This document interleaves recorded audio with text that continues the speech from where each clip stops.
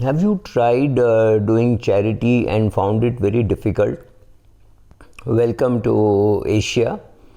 It's not very difficult for us to give away our money when we are alive. Don't look at one or two exceptions like Azim Premji. He is very different, right? It is very difficult to give away because we have seen years and decades and centuries of poverty.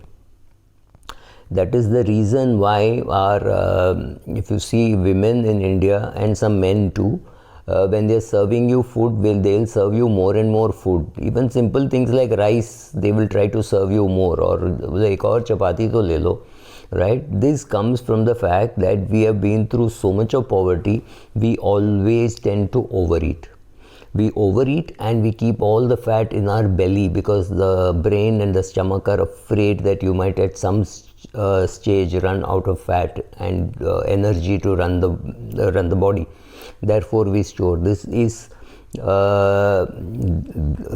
documented in the US, finding why Asians have pot-bellied, especially Indians are pot-bellied, right? Not so much of the Chinese perhaps. So giving money is not very easy for Asians because we're constantly afraid that if I give away, will I have a problem? I mean, giving away 500 rupees is very different from giving away 50 lakhs when you have 2 crores or 3 crores. That's not going to be very easy. Or even giving away 5 crores when you have 100 crores. It's just 5%. But then when the amount gets bigger, your mind thinks, array, what will happen? What if it gets misused? How it is not being used properly, right? You're worried about those things. So, first of all, welcome to the world of giving, because giving is not so easy. But the pandemic meant that a lot of giving opportunities at least arose, and many people whom you knew were good, hardworking, sincere people were running out of money and they needed money. This included cooks, priests, guys doing massage, guy cutting hair, guys, men and women, families who were ironing clothes. I'm sure shoe shine boys in railway stations. All these people livelihood was just wiped out. Even carpenter, plumber and electrician, nobody wanted them in their house doing something, saying nahi nahi aap mask pehen ke aao, aap ye karo, right? So it was not very easy for those people, which meant it gave us opportunities to give. So I had to learn giving from a friend who is about 10-15 years elder to me.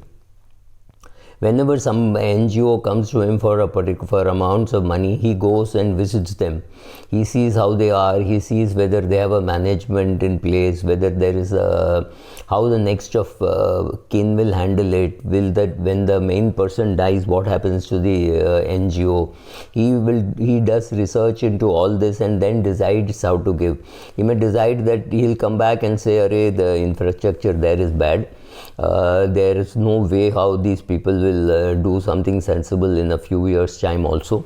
So I decided to sponsor food for the children for 2 days. That is easier to do because I don't want to pay anything big and find that these people have squandered the money, they don't know how to manage. I don't want to get into managing it for them. But I don't think this NGO is something for which I want to give anything big, but I don't mind meeting some of their regular day-to-day expenses till they're alive. After that, what happens, we are not very sure, but I will not give capex to them. He is very clear that he will not give capex to an organization where there is no proper planning, etc., etc. And that is the way he does charity, through NGOs, largely through NGOs only. But I got an opportunity with a lot of priests and cooks and all saying that we need money because there is absolutely no business and there's nobody paying any dakshina for doing any work. So and then another priest who died and his wife also died of COVID, and that family was left in the lurch and people had no clue how to help them. So obviously everybody passed the hat around and said, can you put 10,000 rupees into it? And there I decided that I will not give any lump sum to anybody, right? So I have started giving 500 rupees per month to a bunch of people, including a massage guy, a cook and a priest and some NGO salaries, just like that, so that I decided that instead of giving a lump sum, It is better to give, see, 500 rupees per month over 4 years is about 25,000 rupees. So instead of paying 25,000 today, it is easier for me to set up an auto pay.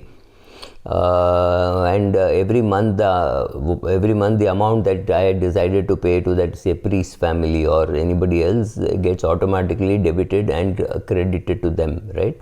My account gets debited. So I found that easier than saying let me give a lump sum, because I can't get myself to give a lump sum to somebody whom I don't know at all. If it is to an NGO whom I know, or NGO which my sister runs or things like that, is very different from giving to complete strangers without knowing whether that money will get misused or what will happen to that money. This is not going to be very easy. But I somehow feel that I've reached a stage in life when giving gives me more pleasure than getting. I have enough number of t-shirts and kurtas and shorts and socks which will last me another 50-60 years, though my body may not. Right? So this is the mistake we make. When we talk of retirement planning, we think, oh, mere paas to itna paisa nahi hai. You have converted into things which can't be sold.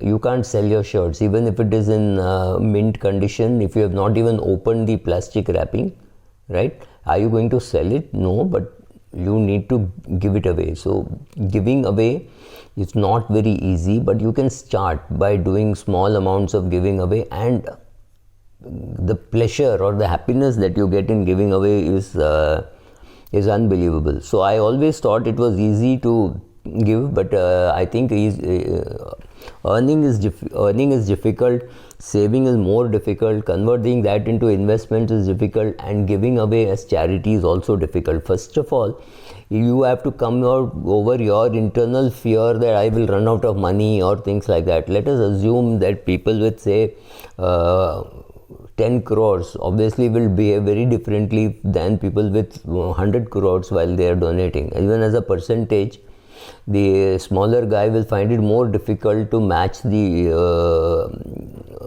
bigger guy, but that doesn't matter.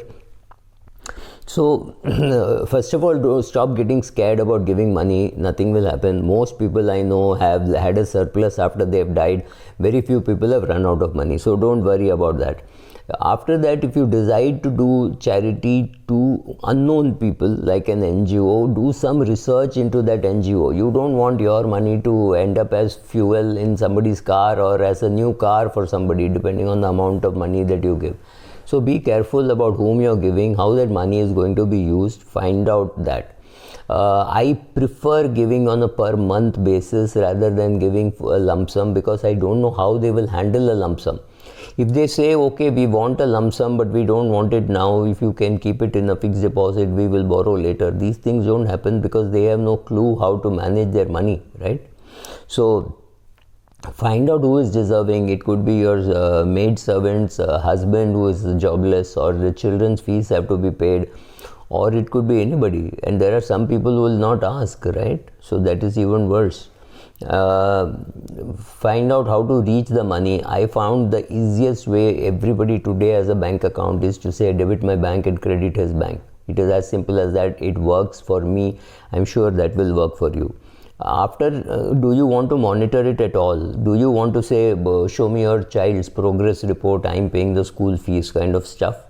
That is going to dissuade people from coming to you, and even if they know that you are capable, they will not come to you because they are afraid of adverse publicity, right? Find out what are the tax consequences of giving. Is there a tax break or it is not there, right? Find out all that, and then what next? Just give. It is as simple as that. You can give, you must give, because when God gives you an X amount of money, if your, let's say your annual expenses, your monthly expenses are 50,000 rupees and God is giving you 5 lakhs per month, I think He's just chosen you to be as a trustee to give it away to somebody who is more deserving than you. That's all. So can you give away everything? The ultimate test of any human being has to be that can you give away everything and still have peace of mind? That's the question which is difficult to answer. Thank you.